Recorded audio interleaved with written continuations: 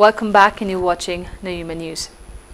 Sikkim United Tourism Organization carried out cleanliness drive along Singalila Trekking Trail, Chewa Bhanjang Base Camp during a 4-day trekking undertaken by the members from 27 to 38 of August. The SUTO members, led by the President Mr. Lalit Gurung, also interacted with the local people and educated them on the need of proper garbage disposal and management for the betterment of environment. After Zaluk in East Sikkim, the Sikkim United Tourism Organization moved towards West District border village of Uttare to educate the local populace towards protecting the fragile ecosystem by means of proper disposal and management of garbage. SUTO kicked off the trekking from Uttare, covering the famed Singalila trekking trail up to Chewa Bhanjang Base Camp. The SUTO members carried out cleanliness drive along the trail, collecting litters and waste along the trail. The members covered places like Varse, Phedi, Chitre and Phokte.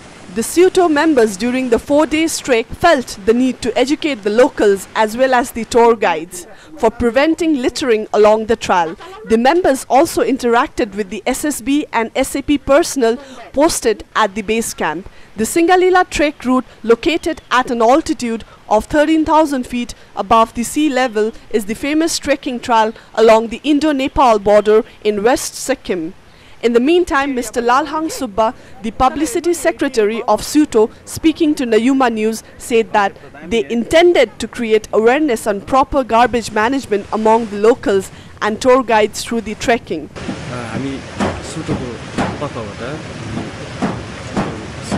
SUTO organization sanitation camp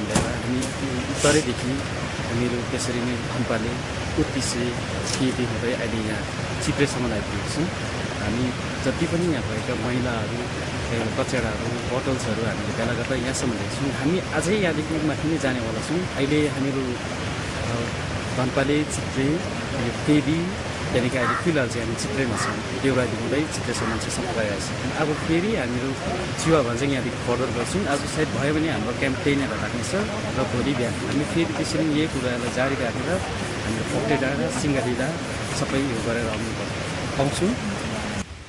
Later, SUTO members, namely Mr. Lalit Gurung, Mr. Ganesh Sivakoti, along with other members, conducted awareness program on reaching Uttare on 30th of August. The program, well attended by the local panchayats in charge Uttare Police Checkpost, Mr. S.M. Chetri, Mr. Rahul Tyagi, Sub-Inspector GD, SSB and local people, saw SUTO members educating the local populace about the importance of having an organized garbage management and disposal system from environment conservation point of view. The SUTO members also collected the grievances of people where lack of proper garbage management system topped the list. They assured to reach their problems to the concerned authorities. Uttare, a village inhabited by around 8,000 people, mostly from Nimbu community, is the base camp Singalila trekking via Chewa Bhanjang. The border village is slowly making its presence felt through homestay tourism. The SUTO members also called on the people to promote homestay tourism aggressively and opt for organic vegetable cultivation as well.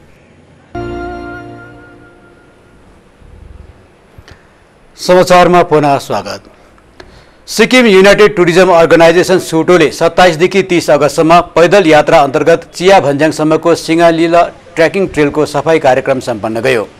संगठनका अध्यक्ष ललित गुरुङको अगुवाईमा सम्पन्न भएको यस कार्यक्रममा संगठनका सदस्यहरूले स्थानीय मानिसहरूसित पनि अन्तर्क्रिया गर्दै स्वच्छ पर्यावरणको निम्ति उचित फोहोर प्रबन्धनको महत्त्वबारे पनि जानकारी दिए। यसअघि संगठनले पूर्व सिक्किमको जलुकमा पनि यस प्रकारको कार्यक्रम आयोजन गरेको थियो। संगठनको यस अभियानको उद्देश्य उचित फोहोर प्रबन्धन मार्फत कोमल परिवृत्तिको सुरक्षाको दिशामा स्थानीय मानिसहरूलाई सचेत पार्नु रहेको छ। यसपल्टको संगठनको पैदल यात्रा उत्तरेदेखि आरम्भ भएर प्रसिद्ध सिंगलीला पैदल पथ हुँदै चिया भन्ज्याङ आधार शिविरसम्म पुगेको थियो। यस अवधिमा संगठनका सदस्यहरूले वर्षे, फेदी, चित्रे तथा फोक्टे आदिका बाटोमा रहेका फोहोर मैला संग्रह गरी उचित स्थानमा थन्क्याएका थिए।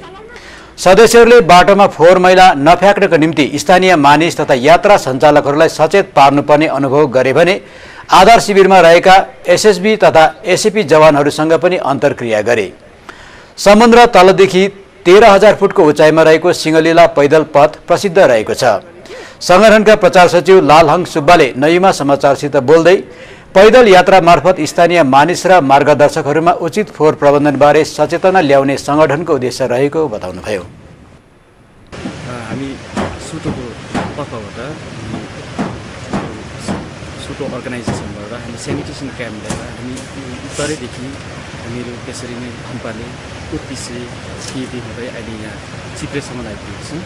हामी जति पनि यहाँ भएका मैलाहरू कचेडाहरू बोटल्सहरू हामीले बेला गर्दा यहाँसम्म ल्याउँछौँ। हामी अझै यहाँदेखि माथि नै जानेवाला छौँ। अहिले हामीहरू धनपाले चित्रे फेदी त्यहाँदेखि अहिले फिलहाल चाहिँ हामी चित्रेमा छौँ। देउरादेखि हुँदै चित्रेसम्म चाहिँ सबै गइरहेको छ। अब फेरि हामीहरू चिवा भन्छ यहाँदेखि फर्दर गर्छौँ। आज सायद भयो भने हाम्रो क्याम्प त्यही नै राख्नेछ र भोलि बिहान हामी फेरि त्यसरी यही कुरालाई जारी राखेर हामीले पोखरेडा र सिङ्गालीडा सबै यो गरेर आउँछौँ।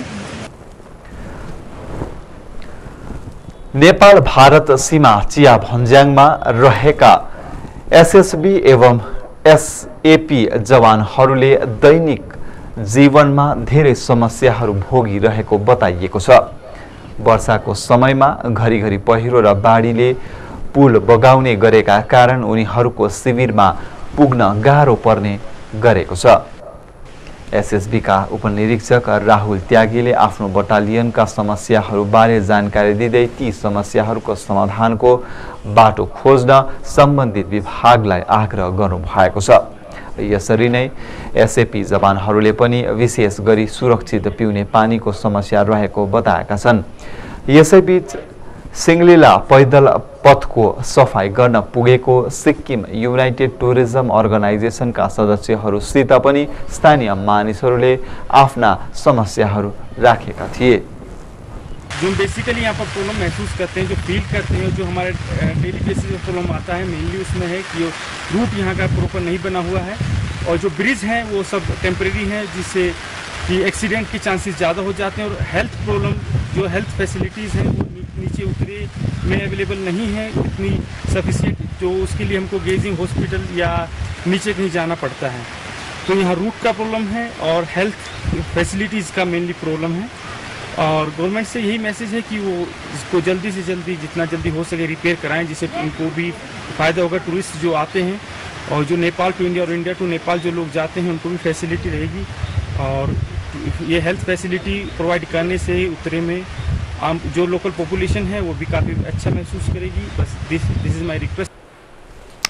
And on the other hand, the SSB and SAP Jawans posted along Indo-Nepal border at Chewa Bhanjang in West Sikkim are braving the odds to guard the border areas. However, they are facing many difficulties while on duty at the border. The route towards the base camp becomes almost inaccessible during the monsoons, the reason being washing away of temporary and makeshift bridges.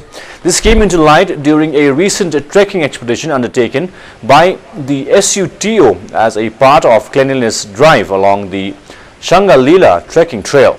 The SUTO members, after taking note of the problems, assured the Jawans to convey their problems to the concerned authority. In the meantime, speaking to Nayama News, Mr. Rahul Tyagi, Sub-Inspector General Diary, SSB, came up with a request to the concerned department to take initiatives to fix the problems. Similarly, the Jawans came up with problems of improper sanitation and drinking water facilities in the camp area. जो basically यहाँ पर problem महसूस करते हैं, जो feel करते हैं, जो हमारे डेली बेसिस पे प्रॉब्लम आता है मेनली उसमें है कि रूट यहाँ का प्रॉपर नहीं बना हुआ है और जो ब्रिज हैं वो सब टेम्परेरी हैं जिससे कि एक्सीडेंट के चांसेस ज़्यादा हो जाते हैं और हेल्थ प्रॉब्लम जो हेल्थ फैसिलिटीज़ हैं वो नीचे उतरे में अवेलेबल नहीं है इतनी सफिशिएंट, जो उसके लिए हमको गेजिंग हॉस्पिटल या नीचे कहीं जाना पड़ता है। तो यहाँ रूट का प्रॉब्लम है और हेल्थ फैसिलिटीज़ का मेनली प्रॉब्लम है और गवर्नमेंट से यही मैसेज है कि वो इसको जल्दी से जल्दी जितना जल्दी हो सके रिपेयर कराएं जिससे उनको भी फ़ायदा होगा। टूरिस्ट जो आते हैं और जो नेपाल टू इंडिया और इंडिया टू नेपाल जो लोग जाते हैं उनको भी फैसिलिटी रहेगी और ये हेल्थ फैसिलिटी प्रोवाइड करने से ही उत्तरे में जो लोकल पॉपुलेशन है वो भी काफ़ी अच्छा महसूस करेगी। बस दिस इज़ माई रिक्वेस्ट। समाचारमा पुनः स्वागत। पश्चिम सिक्किमको उत्तरेमा 19 वर्ष अघि सुरु भएको कृत्रिम झिल प्रकल्प अहिले पनि पूरा भएको छैन। गान्तोकबाट 140 किलोमिटर टाढा भारत नेपाल सीमा नजिकमा रहेको उक्त स्थान केही वर्षदेखि ग्रामीण पर्यटन गन्तव्यको रूपमा विकसित हुँदै गइरहेको छ भने सिंहलीला ट्रेकिङको आधार शिविरको रूपमा पनि यसले परिचय पाएको छ। उक्त क्षेत्रमा पर्यटन गतिविधिलाई प्रोत्साहन दिन कृत्रिम झील प्रकल्प आरम्भ गरिएको थियो, तथापि लगभग 2 दशकपछि पनि उक्त प्रकल्प पूरा भएको छैन। एक स्थानीय दीपक सुब्बाले नयुमा समाचारसित बोल्दै उत्तरेका मानिसहरूको हितलाई ध्यानमा राख्दै उक्त प्रकल्प चाँडै पूरा गरिदिन सम्बन्धित विभागलाई अनुरोध गर्नुभएको छ। उत्तरे कृत्रिम झील लगभग 1.5 साल अघिदेखि यसको काम सुरु भएको छ र जुन स्तरमा काम भएको छ त्यो अलिक दुःखदमय छ जस्तो लाग्छ मलाई। र किन चाहिँ किन डिले भएको छ यो काममा, यो विषय जानकारी जनमानसमा पुगेको छैन। र यहाँ देख्नुहुँदैछ मेरो पछाडि जुन चाहिँ यो उत्तरे कृत्रिम झीलको साइट छ, यो आज यतिमै सीमित रहने कि अझै यो चाँडैभन्दा चाँडै यो पोखरीमा पानी यसमा लगाएर यसलाई सुन्दर बनाउने, यसलाई साकार बनाउने पछि लाग्नुपर्ने जस्तो मलाई लाग्छ। कारण यो झन्डै अब यस्तै 10-15 साल भइसक्यो यो यस्तै अवस्थामा रहिरहेको छ र अब चाहिँ काम चाहिँ अलिकति छिटो गरिदियोस् भनी म हाम्रा टुरिज्म डिपार्टमेन्टलाई म निवेदन चढाउँदछु र मेरो यो अपिल सिक्किम सरकारलाई पनि म चढाउन चाहन्छु। कारण यहाँ जुन चाहिँ झीलको अवस्था एकदमै दुःखदमय रहेको छ।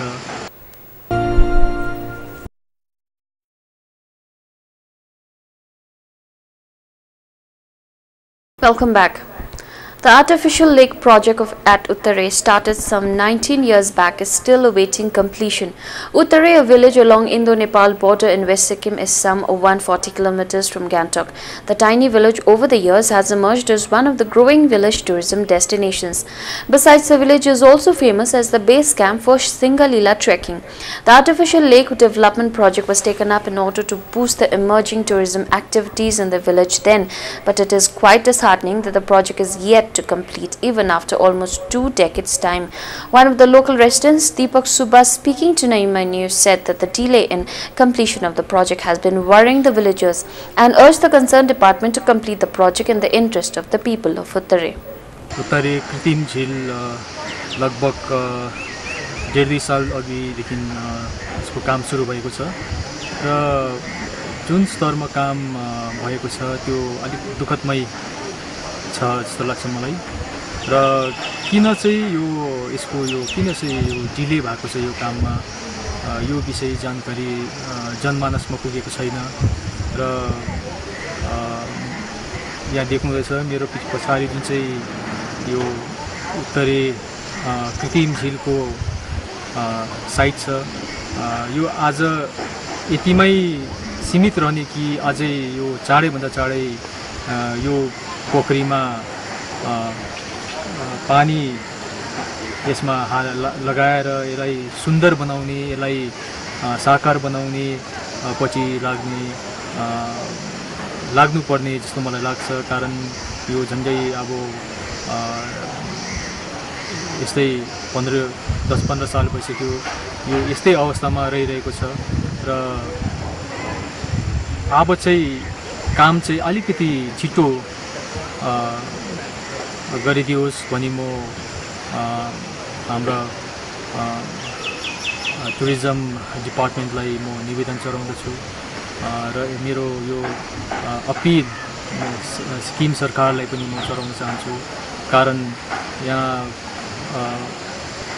जुन चाहिँ झीलको अवस्था एकदमै दुःखदमय रहेको छ।